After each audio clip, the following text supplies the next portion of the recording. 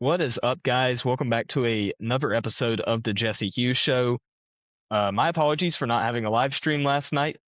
Things got a little complicated, but we are here and we are ready to get into a pretty crazy topic that I think you guys are going to be very, very interested to hear.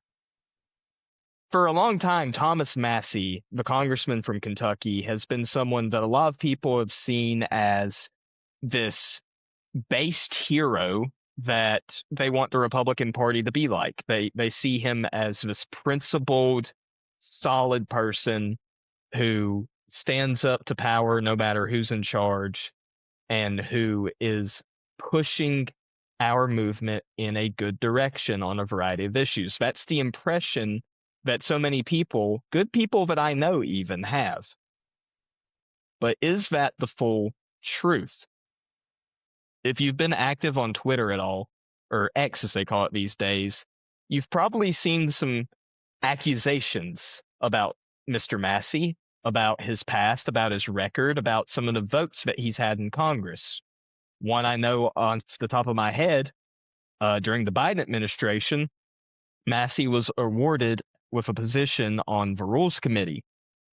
Mr. wears the debt clock on his lapel and always preaches about the virtue of limiting spending, voted on the Rules Committee, breaking a tie to advance a Biden spending bill that only accelerated the debt, something that he time and time again preached against, but this was his vote. This is how he voted. We'll get into that and a lot more with our guest for the show today. He is the producer of the John Doyle Show. Some of you may know him and love him from his X posts and rants. We have Mr. Blake Kresses. Am I saying that right, Kresses? Yes, that's correct. How you Okay, doing, awesome. Jesse? Very happy to be here.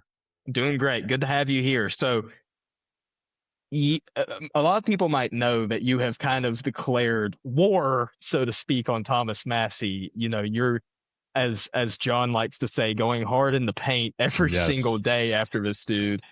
And so what kind of inspired you to start kind of this crusade against Massie before we kind of get into some of the particulars about his background?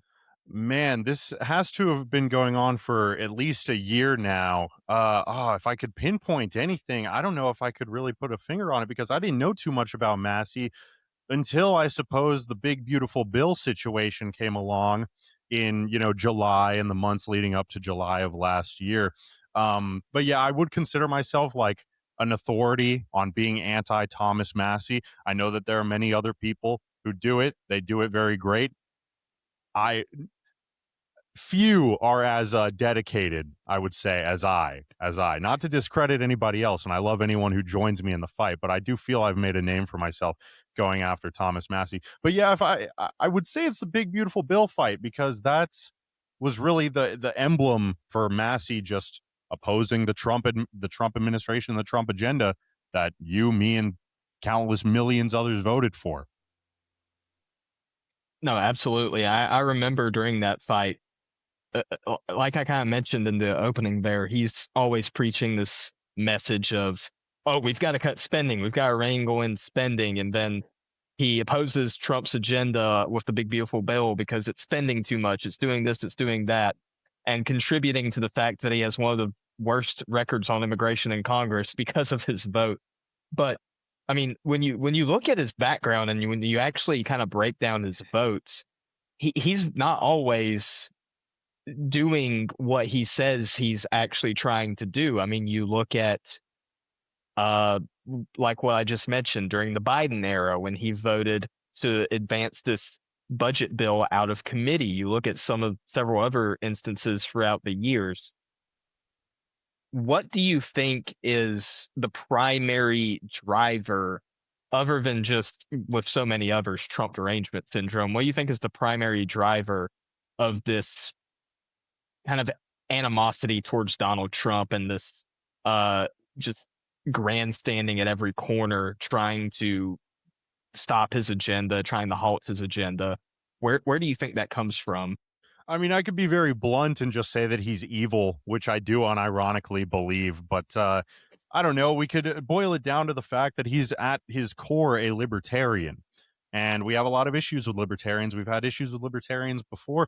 I don't understand, honestly. I'm amazed at the fact that here in the big 2-6, people are still libertarians. It just doesn't make sense to me. I thought we got past this after Black Lives Matter, after 2020. Like, I'm just surprised that they're still around. But at the core of libertarianism, we could talk about his open borders record. That's the primary thing that I attacked Thomas Massie for.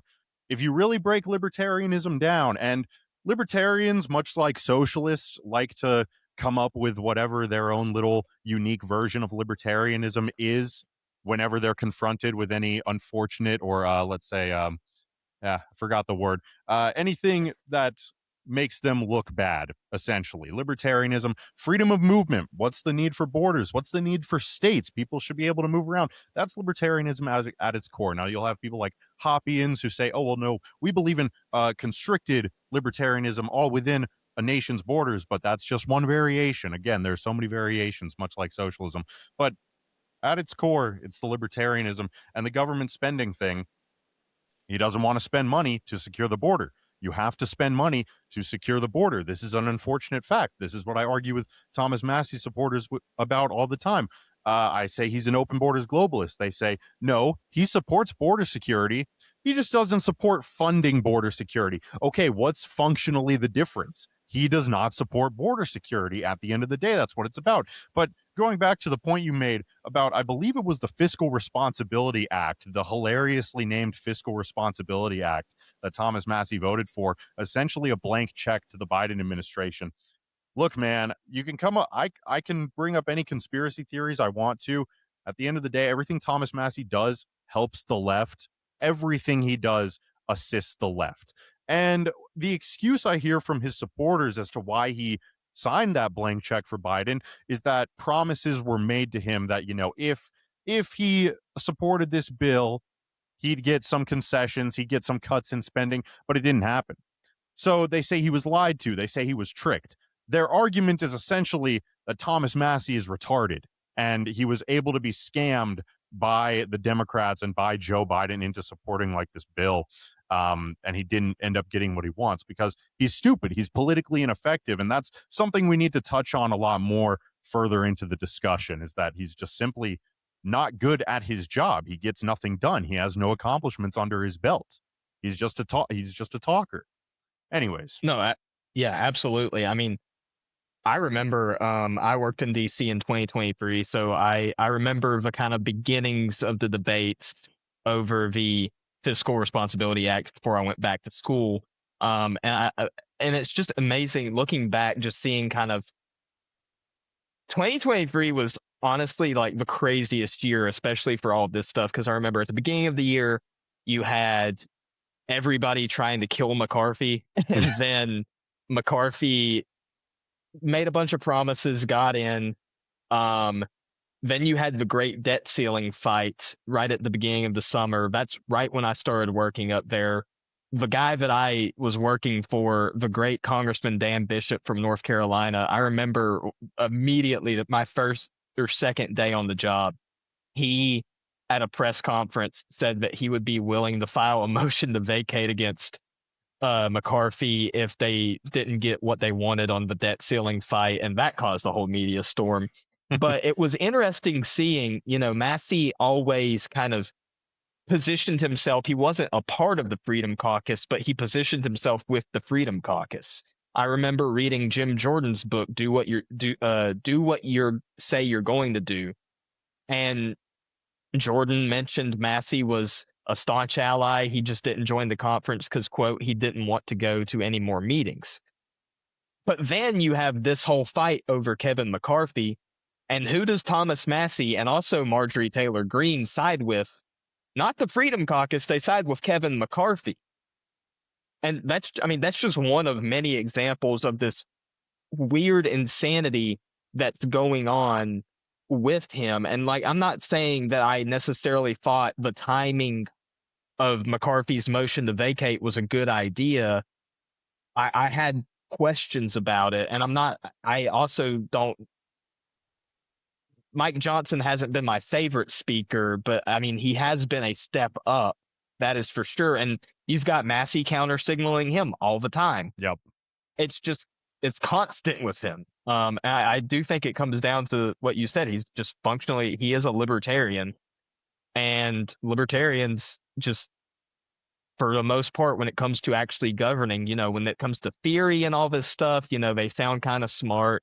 They make some good points, maybe here or there. But when it comes to actually putting this into practice and governing, they don't know what they're doing. True. Absolutely true.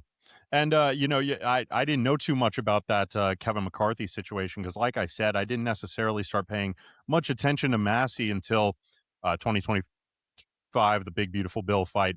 But one thing I do know about his past, I suppose, is in 2019 when he voted to end emergency funding. I believe I want to make sure I sort of word this correctly, but it was ending the Trump administration's emergency funding for building the border wall.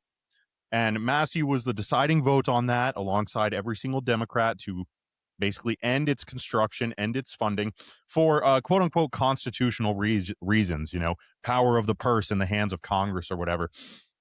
He comes up with all these excuses for everything he does, Constitution this, Constitution that. And I hear this from his supporters too. He's a constitutionalist Republican. He abides by the Constitution, which apparently says that we aren't allowed to have a border, that we're not allowed to have a country. And this is just symptomatic of a guy who does not understand what time it is. And this is really like my core argument, or the core fight I have, and why really these arguments go nowhere with the Thomas Massie supporters, is because we're basically as diametrically opposed as leftists. Because I believe, as any true red-blooded patriotic American does, that securing our border and mass deportations is the most important issue. It is the issue above all issues, and we can get into why that's the case, about Democrats importing the third world to secure their electoral majority forever and ever, ensuring Republicans are completely worthless.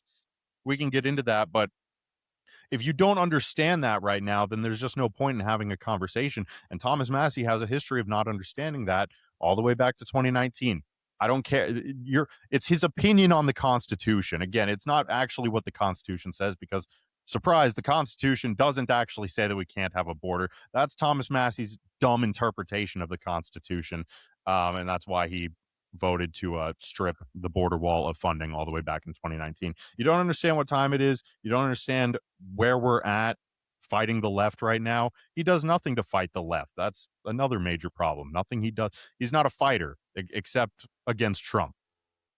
Yeah, all of his energy is directed towards Trump, not where it's supposed to be. Yeah. And it's funny because you have guys like him who, like you said, describe themselves as constitutionalists. I'm sure they would describe themselves as originalist when it comes to how you interpret it. And not that I think that this is something that would ever be able to get by in modern America, but you look at the founding, the interpretation of the First Amendment back then, you had established churches in almost all of the colonies, and blasphemy laws and Sabbath laws. I don't think Mr. Originalist Thomas Massie would necessarily be supportive of those things if they were to come back today. Yet he claims to slavel. Not at all. So since the big beautiful bill fight, you mentioned you noticed this guy's kind of crazy. He's just trying to sideline Trump. What are some other things that you've noticed, and some other things that maybe have flown under the radar since you started paying attention, that the people need to know about? Man, that's a great question. Well, we should get into what actually he voted against in the big beautiful bill itself. I mean, we got to go over with that no vote, what all did he vote against? Well, he voted against ICE funding 20 times, or was it 20 or 40 times the amount of ICE funding as before? I forget. It's one of those. It's 20. It was large. Yes. He voted against all that, voted against deportations, voted against the wall, voted against DHS and ICE funding. Again, he did that more recently with HR 7147. Voted against E-Verify, and he voted against E-Verify in several other bills in which that issue is brought up. He doesn't agree with that at all. He thinks businesses should be able to hire illegal aliens under the table and get away with it. That's the deal at the end of the day. Other times he has, I think every single session, he introduces a bill to increase legal immigration. I think it's the same bill every time, but there might be like slight variations in it. But that's another issue. He wants to bring in more foreign labor to replace the average American. It's a horrible thing to see. But also with the big beautiful bill, voted against defunding Planned Parenthood, voted to raise taxes on every single American by 3%, to cut the standard deduction in half, to reduce the child tax credit. All of this would have happened if the big beautiful bill did not pass, because Trump's tax cuts were going to expire. If Thomas Massie had his way, you and me, everyone watching, everyone in America would be paying 3% more in income tax. That's insane. That's what Thomas Massie voted for. And of course, they're going to talk about, oh, there's pork in the bill. There's pork. They always love to bring up pork. I tell them pork means pig meat. What exactly are you talking about? What was in that bill that was so bad? Spending on what? Spending on securing the border? Yeah, sorry, we have to do that. They never actually substantiate what all of this pork is that he's voting against. And you tell him he's voting against border security. They say no, he's voting against all that. What other stuff? He's voting against all that other stuff. What other stuff? I don't know what you're talking about. But we can go on. Some other under the radar things, I suppose. He voted against censuring Adam Schiff. He voted against censuring what was her name? Stacey Plaskett. She was the woman who was collaborating or texting or emailing with Jeffrey Epstein during President Trump's impeachment trial. He was like the deciding vote not to censure her. There was somebody else, Rashida Tlaib, I think.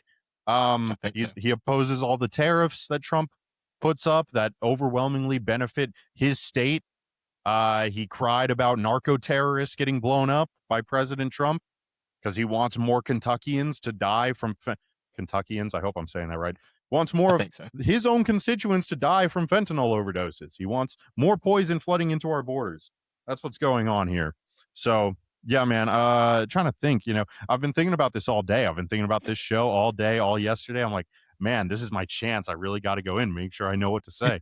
I think I covered a lot right there. Oh, for sure. And I mean, there's still a lot more, because I mean, we could be here all night really talking about this, but there's still a lot to get into. You mentioned this is probably a good place to go with this. You mentioned Jeffrey Epstein, and Mr. Massie has been this huge champion of releasing the Epstein files, the scary Epstein files, which, I mean, to be fair, the only big issue that I have ever had with the Trump administration is I think that we could improve on messaging, and the messaging on the Epstein file stuff could have been a little bit better. But at the same time, when I was looking at the situation objectively, back in 2019, I was like 17, 18 years old. I heard the news Epstein died.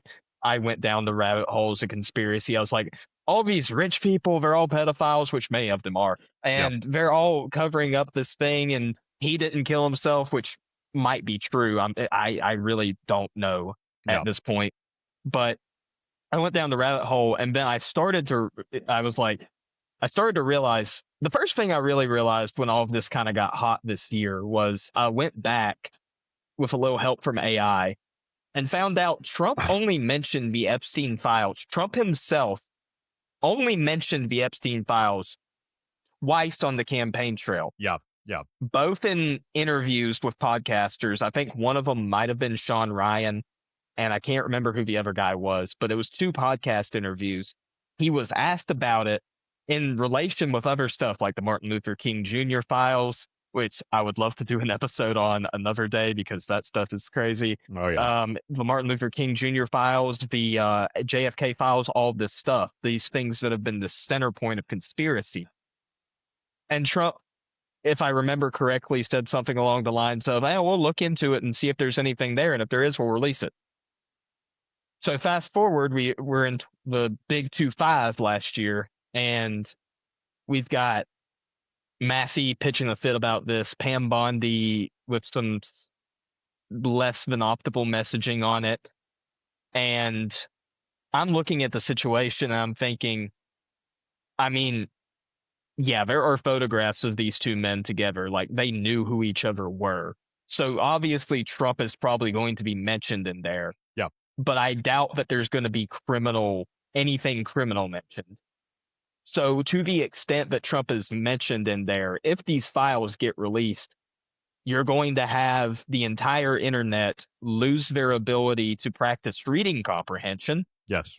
and just see Trump's name and go absolutely wild, especially and also with other people. And I think BBC even a few days ago tweeted just because a name is in the Epstein files doesn't imply guilt, and they got like roasted over the coals for that. So would you say that my assessment has been correct so far? And what do you think is actually, because the thing is, he's claiming he wants transparency, but what do you think is actually motivating Massie to push so hard on this issue? Oh, to hurt Trump, that's it. Just to hurt Trump. He knows exactly what he's doing. Your assessment is completely correct. And let me just say, Thomas Massie fanatics all over the internet. Um, I just gotta say, like, they are all leftists. If you actually talk to these people, some of them may be actual good-hearted conservatives, just led astray. It happens. But if you like really talk to these people, get in arguments on Twitter or whatever, two or three messages in, you're going to realize, oh, this person's an actual leftist. This person falls for every blue anon conspiracy in the book. This person is an SJW. Like when I talk about how Massie supports open borders, I get messages. It's like, what are you afraid of brown people or something? It's like, dude, you are literally a Redditor. You are a Redditor. Why aren't you? And then you go to their account and they're full-blown leftists, but they Oh, all love Thomas Massie. Anyways, let me get back to where I'm at. Just that was all to say they fall for the blue anon conspiracy theories. Every allegation against Trump, well, we'll get we'll they've get been into we'll get into the left's love of Thomas Massie here in yes, just a second, but yes, absolutely. continue. So the Epstein situation, yeah, I think the Trump Epstein relationship has been a matter of public knowledge for years now. I think everyone basically knows the story, whether they admit it or not, whether they throw in the blue anon theories or not. Donald Trump, famous billionaire, real estate mogul in West Palm Beach area. Jeffrey Epstein, famous financier. These people know a lot of people. These people have connections. Yes, they knew each other. It's a matter of public knowledge that they were associates. President Trump kicked him out of Mar-a-Lago for being a creep.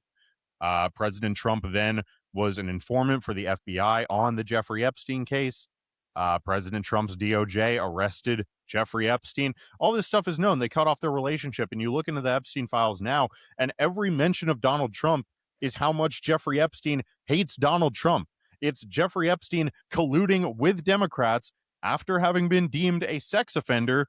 These Democrats still have no problem talking to him, soliciting him for information on how to hurt Trump.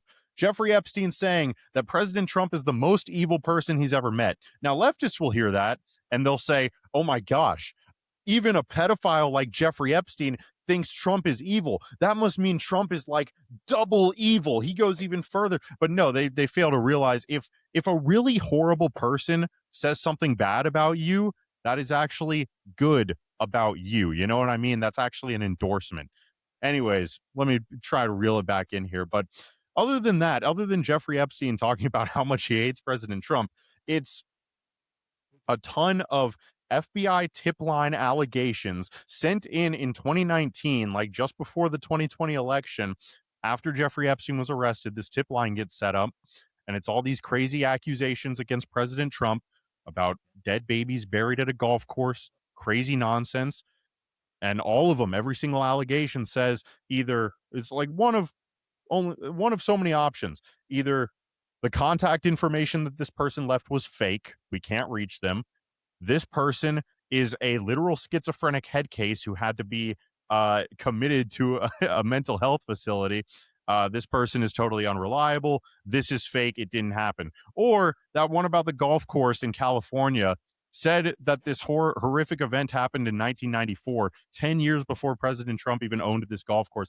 All of this stuff is fake. But of course, we know how the left operates, or at least we, you and me, and Right. people, the geniuses watching, know how the left operates. Thomas Massie also knows how the left operates, but he actually plays into their hand. We know that these people lie like they breathe. We know that these people are evil. We know that these people are psychotic, and we know that these people will treat any malicious lie as fact and presented as fact, blasted across social media if it hurts Trump. They do not care about the truth. People talk about misinformation, disinformation. These people are sick. These people are despicable. And Thomas Massie knew that this would happen. He knew that this would hurt Trump. Trump knew that too. Trump knew. He said, this is obviously a Democrat hoax. He was 100% correct. It was a hoax to get to him. The hoax is that President Trump was involved with Epstein at all. That's what they've been pushing for years. And he knew that these files would give them ammo because there's just a bunch of insane accusations from head cases in there. And what else has actually come from the files? I mean, there is a lot of interesting stuff in there, particularly the way that Jeffrey Epstein basically funded transgenderism. Or I don't want to say funded. Yeah, we could say funded. We could say promoted transgenderism. There's a lot of very fascinating content in there. But honestly, what I'm more fascinated in is the list of 20 Epstein clients that Thomas Massie claimed to have, that Thomas Massie said he would read on the House floor. What happened to that list? He has that list, or does he not have that list? If he has that list, why is he hiding it? Why is Thomas Massie protecting pedophiles? If he knows who these Epstein clients are and he's not releasing their names, Thomas Massie is protecting pedophiles. That is what's happening. Every Thomas Massie supporter is protecting pedophiles. I don't actually mean that. I'm just playing their own game against them. Thomas Massie himself actually is protecting pedophiles, but you know the state of discourse right now, where if you support Trump, you're a pedophile protector. You know the types of things that these sick, freakish people say about us. So I'm just giving them a little bit of their medicine. But Thomas Massie himself, the way he's covering up this Epstein client list that he claimed to have while he was hanging out with people who claimed to be Epstein victims, but they were actually like Epstein recruiters. Insane. Absolutely insane. I would like to know what he's hiding, why he's protecting these pedophiles. Absolutely. As soon as you mentioned that Epstein helped fund transgenderism, I know someone somewhere is about to conduct an early life check. The answer is yes, but you shouldn't go down these crazy rabbit holes. That's crazy. But moving, it's just insane. I remember him saying, "Oh, I have 20 people I can name right now." Okay, do it. Why would you hide? The speech and debate clause of the Constitution protects you. Go on the House floor right now where you can't get sued for defamation and do it. Or you're a liar. Do it or you're a liar. I mean, I don't know how anyone can defend him when he said he has this information and he's not doing anything with it if he actually has it at all. Yeah. I don't get it. I think you are for sure one of the 8 sane people John always mentions that's left. I'm probably like half of a sane person, so somewhere out there there's another. There's another one. I'm sure, but I'm there. But it's just it drives me insane, and I'm glad I'm not the only one who notices the great noticing. I'm glad I'm not the only one who notices this stuff, and calls it into question. And another thing that I actually didn't know that I saw that you pointed out is not only are his fans leftist, not only does he operate like a leftist, but apparently he gets funded by them as well. Yes. If you'd like to go into that. Yeah, well, oh man, I've seen it on Twitter today. I don't remember what the guy's name is, who I believe it's like a billionaire who's funding him and at the same time is funding like every radical leftist, Ilhan Omar, AOC, Tlaib, whatever. But I forget this guy's name. I actually don't know too much about the situation, so maybe you could add additional context if you know what's going on. But I do know about IPAC, which we can talk about, Integrity PAC, which is founded by a guy whose name I don't know, not because I forgot it, but because it's a foreigner. It's an insane Star Wars name, so I speak English. I don't try to pronounce words that are going to make my furniture start floating in my bedroom. This guy, this Integrity PAC, funds Thomas Massie. Now, it's not a ridiculous amount of money, but it is an amount of money that is enough to have Thomas Massie fly all the way from Kentucky to Pennsylvania to meet with the founder of Integrity PAC. Now, I want to make this very clear to everyone. When I say IPAC, I am saying IPAC, not APAC, just so that people don't get confused. IPAC, Integrity PAC. Now, this group, what's fascinating about it is that it works with the Democratic Socialists of America for the specifically express purpose of opposing ICE agents in the streets, guerrilla warfare style. It funds them, and it funds Thomas Massie. And Thomas Massie just so happens to vote against every single form of border security that has ever crossed his desk. So, what's going on here? It doesn't really make a lot of sense. Strange Bedfellows. It's a really great article. You can read all about this situation. But yeah, Integrity PAC. It's a really fascinating situation. Basically, Thomas Massie is funded by the Democratic Socialists of America. Our based conservative libertarian, everyone. Yes. I am going to go back. I'm going to double check this, and I'm going to leave a mark right. Jesse from the future here while editing this video. The three individuals who are some of the biggest sources of Thomas Massie's funding right now are Jeffrey Yass, who is very pro-Israel, Rory Gates, who is Bill Gates' son, and Robert O'Neill Jr., who is the heir of the Rockefeller fortune. So those are the individuals we were talking about. Here for me to just remember to go back and check this. I want to say that the guy who you were talking about a second ago is Bill Gates' son. I will fact check that. But that might be it, but I think it's we know it's Bill Gates' son. He is one of Massie's donors, but I think there's another guy as well. So yeah, check that in post or whatever. Yeah, I'll be looking into that, but I think at least one is Bill Gates' son. Yeah. But yeah, Mr. Constitutional Conservative being not only funded by the Democratic Socialists of America, but I think you point out, I've seen other people point out, you have members of the squad saying that he's an acceptable Republican, which Yes. If you've got the far left calling you an acceptable Republican, you're doing something very, very, very wrong. Very wrong. I want to get back into Massie, but I do want to just take a slight detour for a second. One thing that I hear when people talk about Massie and they talk about Trump and their relationship and kind of within the context, the broader context is that, well, Massie stands up to Trump when he does things that are wrong and that he's pushing Trump to the right. And you have this whole fragment of the retard right that is pushing this line. I do believe that there are acceptable cases where we as supporters, loyal supporters, can offer constructive criticism to President Trump. And then you have what Thomas Massie and his ilk and all these people in the influencer class are doing.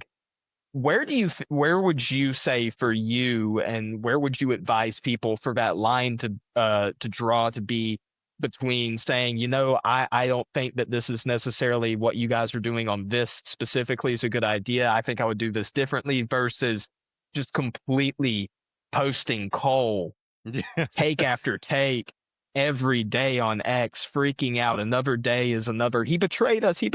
What are we going to do? Where would you say that line is, and how would you approach that? Yeah, I think that's a really good question because I agree with you 100%. I mean, I disagree with Trump on a number of things, but you got to remember that politics is a team sport, and we know how evil the left is. We know how destructive their rule in our country is to ourselves, to our neighbors. I would just say the line is whenever you begin to help the left, whenever what you are saying or doing is helping the left.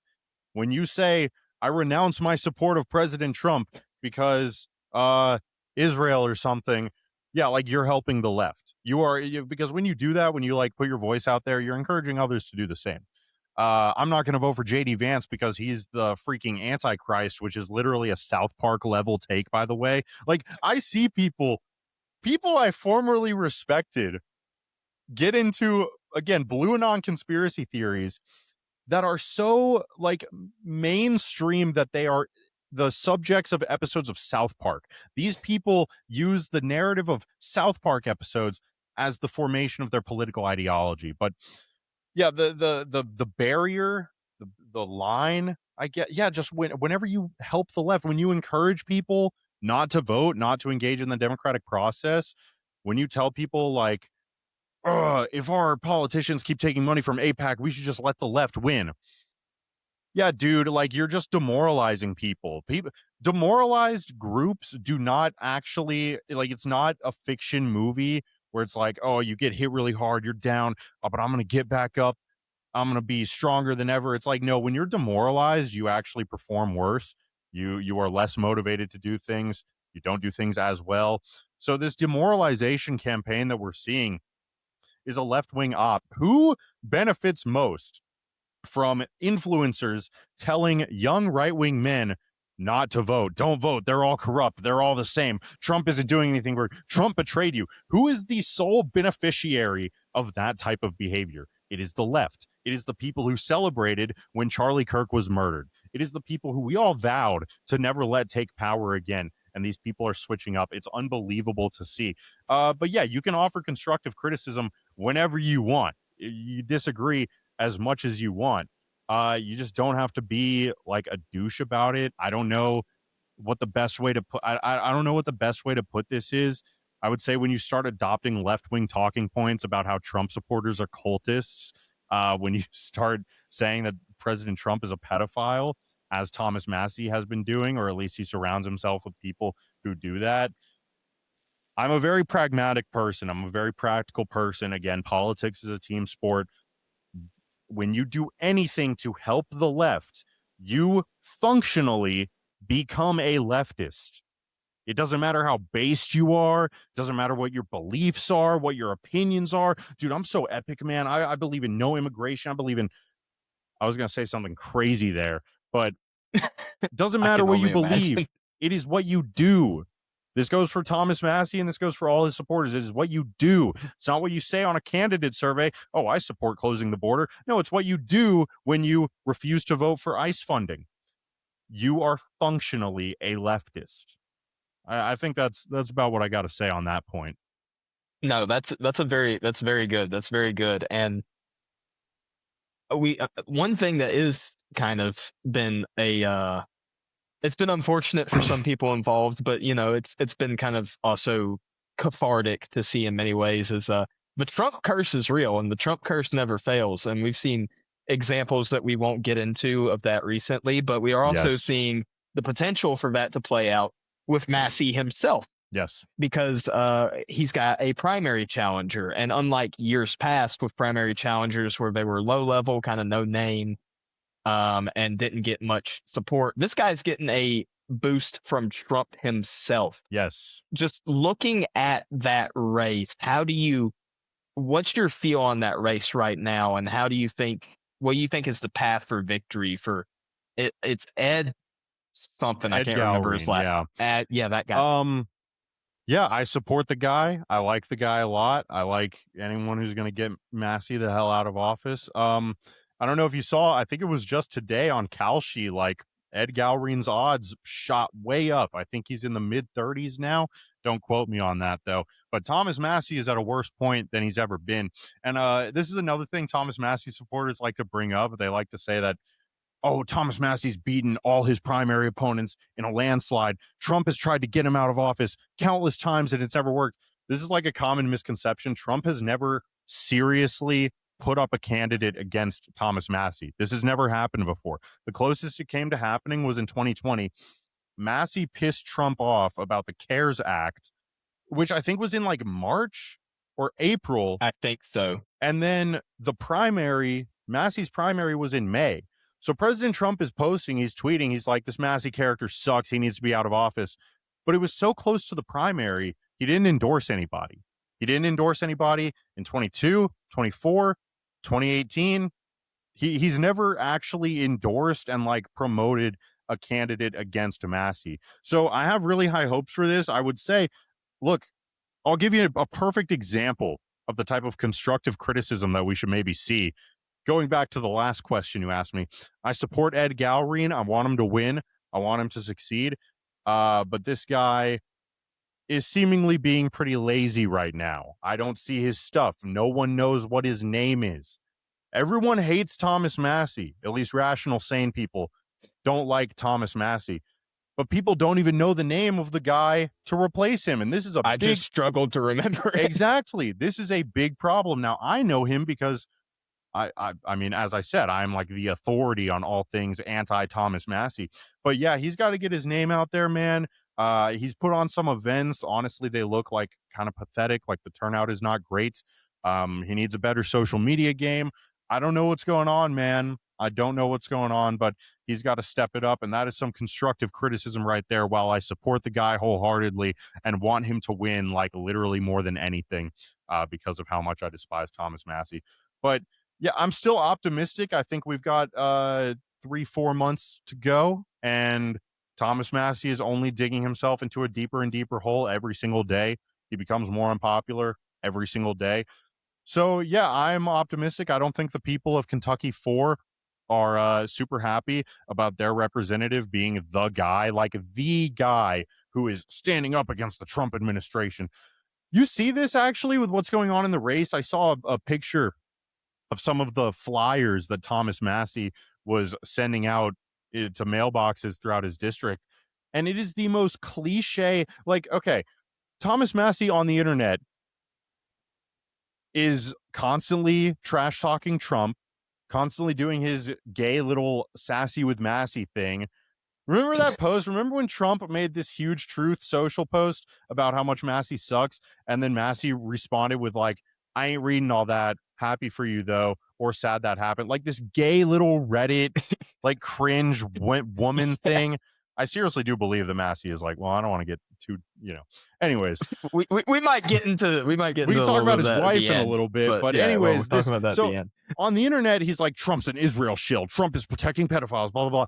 And then in this flyer that he's passing out to people in his district, it says Ed Galreen is a woke liberal who supports Kamala Harris, and it's like a picture of Ed Galreen and a picture of Kamala Harris. So in his actual district, because he knows none of his weird internet stuff that only applies to foreigners will actually appeal to his constituents, he has to revert back to like MAGA talking points against the guy who is endorsed by Trump, trying to out-Trump this guy. And that's always what Massie's done. That's what he's done for years. He campaigns as MAGA, and then as soon as he takes office, he opposes Trump at every conceivable turn.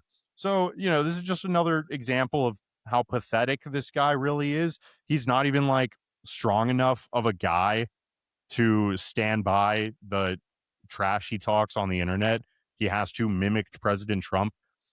Hopefully the people of Kentucky 4 are smart enough to see through all this. Again, I think they're sick of this guy impeding everything that they voted for when they voted for President Trump. But we shall see. A lot of people don't pay attention in primary elections. Most people don't even know what a primary election is. So I hope President Trump just really has Ed's back in this regard.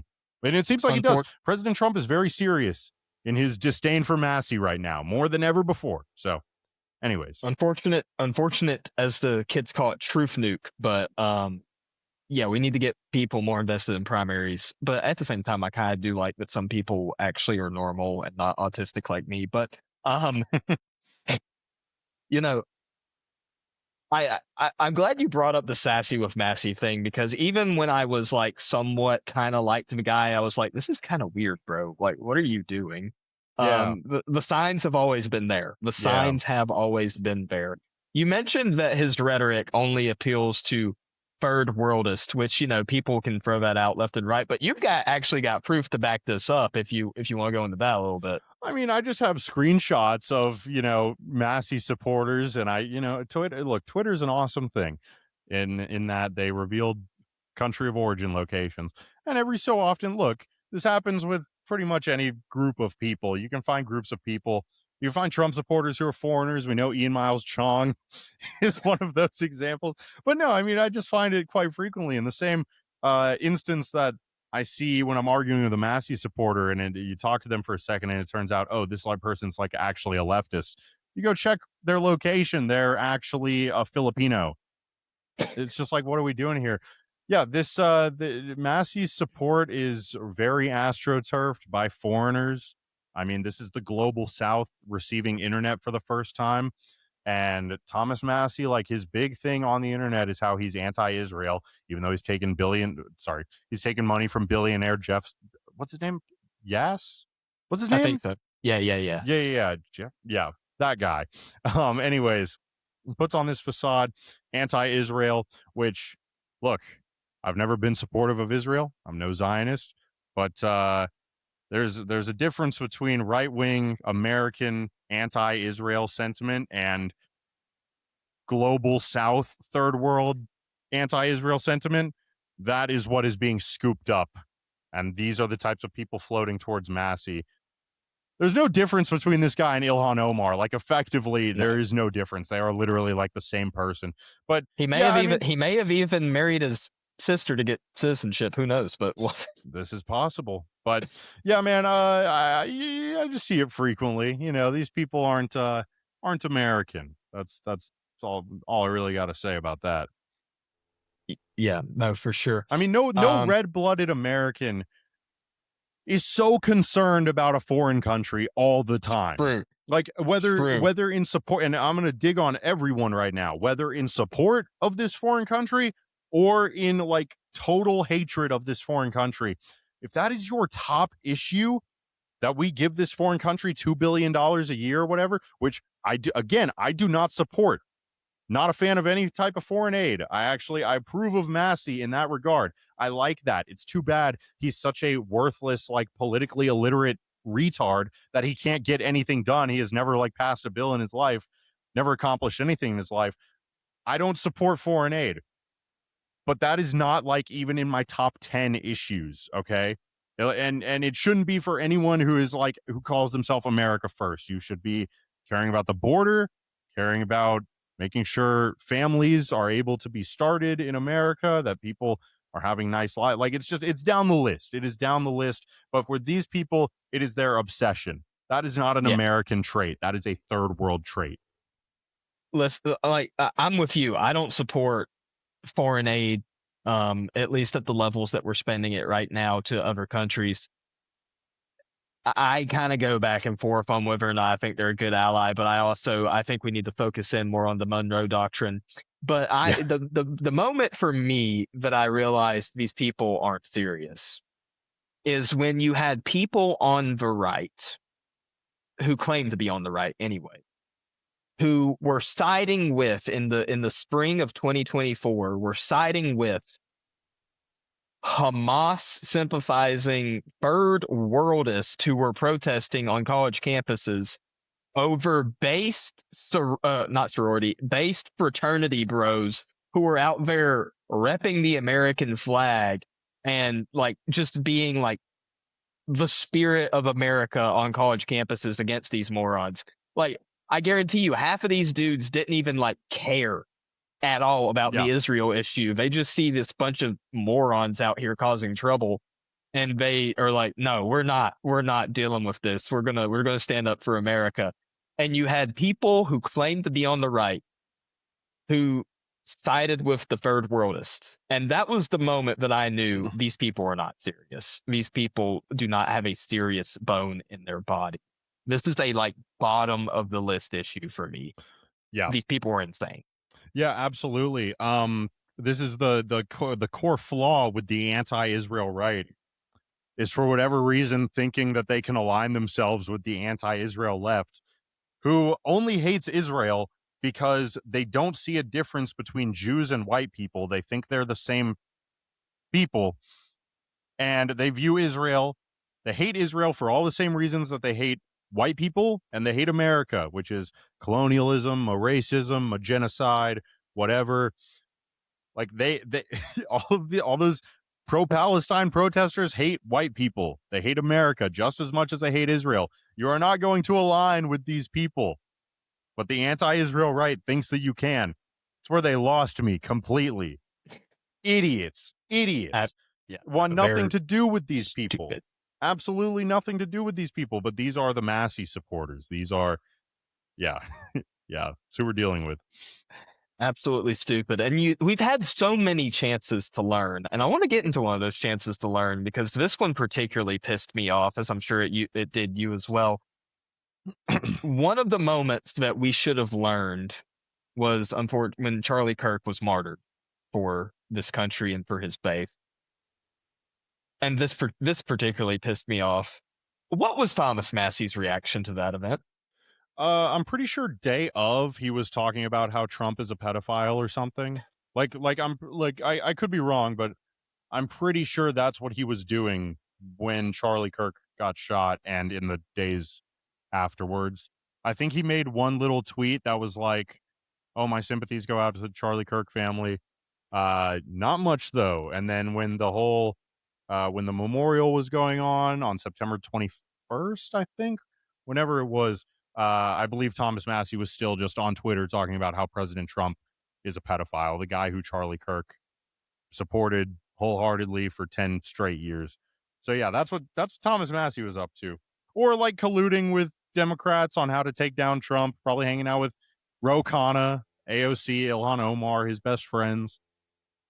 I'm pretty sure he also, in an interview with some reporter on the Hill, directly blamed Trump's rhetoric for this happening. Yeah, that may have been the case. I'm a little bit unfamiliar with this, but I totally believe it. I mean, you're seeing what he's doing right now. Like, he jumps to the defense of someone like Alex Preddy. He jumps to the defense of these left-wing domestic terrorists in the street, talking about their gun rights. Unbelievable. Just unbelievable. Again, like, know what time it is. Read the room. You are helping the left. You are running to the defense of a gay race communist, agitator, terrorist who like wants us all dead, because you want us all dead too, Thomas Massie. You want our country flooded with the third world. You want me to be replaced. You want people of Kentucky to die of fentanyl overdoses. You're a terrible person. Yeah. Anyways, I believe that wholeheartedly. I need to look into it though, because I don't know. I'm actually unfamiliar with that story. When we're finished here, I'll go find the clip and I'll send it to you. Yeah. But you would think, given events in his own life, that Thomas Massie would be able to sympathize with someone who just lost a spouse, would you not? But there's been, and I want to have fun with this, but I don't know if things get too crazy, I'll jump in, but I do want to have some fun with this. Obviously, it is a horrible thing whenever anybody loses their spouse. Yeah. However, there has been a lot of talk recently about some of the events surrounding Thomas Massie, the death of his wife, and his subsequent remarriage.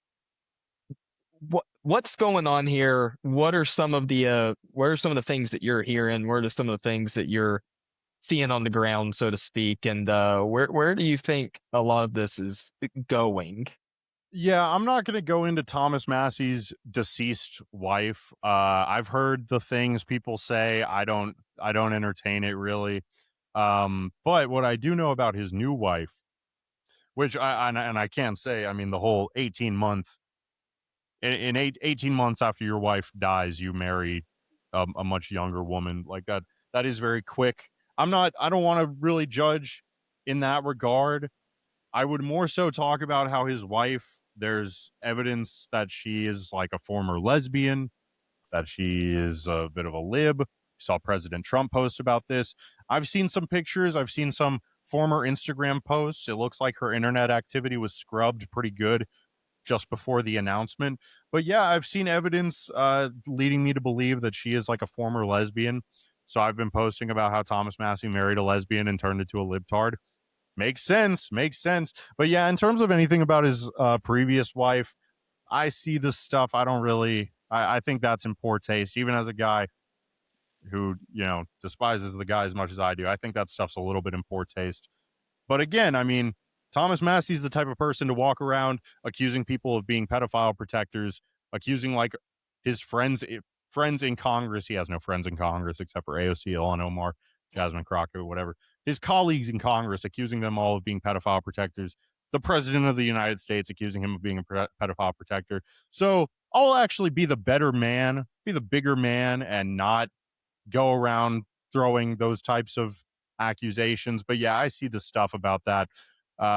His new wife that interests me a little bit more, actually, the whole possible lesbian thing. Because, but then again, people talk about like and even I say that, I mostly say it as a joke, but people say, oh yeah, Thomas Massie, his wife died and he started going off the rails and now he's a liberal. But it's like, he's kind of always been a piece of garbage. I mean, we go all the way back to 2019, voting against the wall. Like, there's evidence that he's always just kind of been trash. Friendship with Rand Paul, friendship with Justin Amash, being a libertarian. Like, there's all sorts of reasons to despise this guy, and there always have been. So I don't know if there was really a big like shift in his behavior. Fair. All right, we're getting close. I only got a couple more questions for you. Sure. So the last issue on Thomas Massie, just if you could compile 4 or 5 things that you think are the biggest selling points of like, this is why this guy sucks. What are your top 5 Thomas Massie scandals, so to speak? Okay, well, I'd bunch every open borders action he's ever taken into one action, and voting against the wall, voting against ICE funding, mass deportations, E-Verify, voting against DHS and ICE funding again.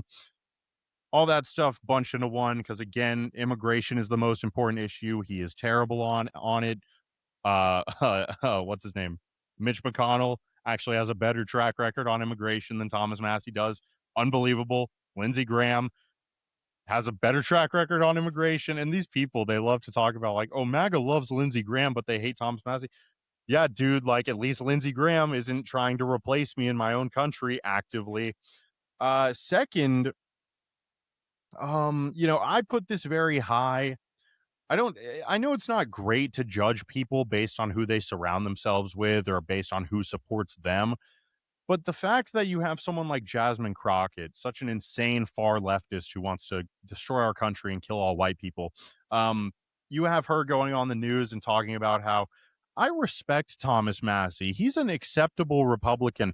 That is very indicative of the fact that you pose no threat to the left. You do not harm them in any way. In fact, they see you as a useful idiot. You are a little pawn of theirs and you play their game. Number 3, I suppose, maybe this ought to be number 1. The fact that he supposedly knows the name of 20 Epstein clients and he's not releasing them because he's protecting pedophiles. That's a pretty big deal. The IPAC thing, I guess that kind of goes back into the immigration one, because they're working with the DHS or the DSA, Democratic Socialists of America, to oppose ICE. Man, this voting against the censuring of all those Democrats. And then number 5, just being an overall like scumbag, sassy with Massie, arrogant, narcissistic, smug. This is how you know he's a liberal. You never see this degree of smugness in conservatives. Thomas Massie, like this is a stereotype. It's been a stereotype for decades. The smug liberal. This is Thomas Massie, and it always has been. Yeah, it's just his overall demeanor, I suppose. I know that's probably a bit of a cop-out answer, but, to be fair, I did wrap all of immigration into one answer, so. True. Yeah, we could have had a list probably like 20 or 30 points long if you would have went through all of that. Just check the pinned post on my Twitter. Pinned post on my Twitter. It's right there at the top. What is your Twitter for people who might want to go find you there? At Blake Kresses, BLAKEKRESSES. Awesome. So just kind of to end off here, just have a little fun here at the end. Obviously, a lot of people will probably know you as Producer Blake, the producer of the John Doyle Show. How did you get into the John Doyle Show, and how long have you known John? Kind of what's the backstory there? As detailed or as few details as you would like to share? Man, dude, I don't know how deep into this I can go. I met John. Well, I was a big fan of John. I think I discovered him in 2020. And then I moved to Texas. No. Sorry. I met him at SAS 2021, finally. I'd been following him for at least a year at that point. And at SAS 2021, like, I don't know, we hung out a lot. We became really good friends. And then I moved to Texas. John was living in Texas. We started hanging out frequently, just boys. And then, I had a job in Texas, and I was looking to move back to Georgia to be near my family, especially because I'm getting married soon, and kids on the well soon to be on the way, and want to be near family and whatnot. I think it's very important. Plus, I'm an East Coast supremacist. I was kind of over Texas, so John offered me the opportunity to produce his new show, which has been an excellent experience, and I've really enjoyed it. I'm very honored. Again, John's a very impressive individual, very smart. I really think he has the capacity to be a huge leader in the conservative movement going forward. And I'm just really happy to be a part of all that. So, yeah, everyone, please go watch The John Doyle Show at The John Doyle Show. I'm kind of surprised to learn that apparently I found out about Heck Off Commie before you did, because I know I've been watching him at least since I was a sophomore or junior in high school, which would have been like 2017, 2018 in that time range. Wow. I bought stock in John early, dude. Let me tell Yeah, you. that's crazy. And it's kind of funny. This is a funny story. I'm not going to name names to protect the identities of friends, but I remember there was a point in time when John Doyle was considered kind of the edge, or the kind of like acceptable but also not acceptable far right. Like he was kind of this like figure that you didn't want to get close to. And I remember wanting him to come to speak at Liberty, like when I was in charge of college Republicans, had influence in college Republicans. I think I actually sent him an email, and then I ended up backing out of the ordeal because we were kind of low on money at that point. But Sure. I remember bringing that up to somebody, and I found out through the radar a couple years later that they thought, for some reason, that those people that I talked to thought that I was like a groyper or something because I liked John Doyle. So it just goes to show you how much things have changed in the past few years. Yeah. Yeah. Some people stay consistent. Some people retain their sanity. Some people remain aligned with reality. Yeah, that's crazy. Hey, man, we're hoping to get college speeches going on sometime soon. Obviously, we're still in the relatively early days of the new show, finding our footing, I suppose. But yeah, we do have some plans to start making speeches and whatnot sooner than later. So, yeah. Hey, if you're watching this and you are in charge of a conservative club on campus, or you know someone who is and friends with them, hey, keep that in mind. Watch out, Yeah. because Doyle speeches, I've seen a few of them on YouTube. They are something to behold, and you will have an amazing time. This is true. Well, Blake, thank you for coming on. Thank you so much for going through the facts and correcting the record on Mr. Massie and some of the insanity that you could say has been going on with him that people are either willingly or just don't know what's going on blind to. Thank you. Shout out your ex just one more time for people that want to follow you. At Blake Kresses, please follow me on X or on Instagram. And Jesse, I really appreciate it. I had a lot of fun. I've done a lot of trash talking Massie through text, through the medium of text on X.com. I've never even made a video about Massie, like on Instagram or anything. This is like the first time I'm talking about Massie on a camera.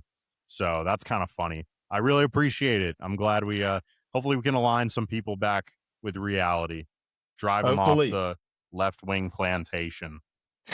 Hopefully, for sure. Well, thank you again, and thank you guys for watching.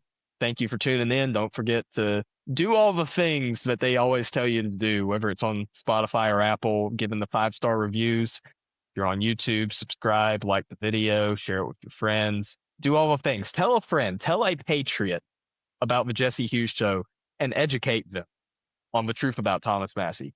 God loves you guys, and so do I. Thank you guys so much. Have a great rest of your week.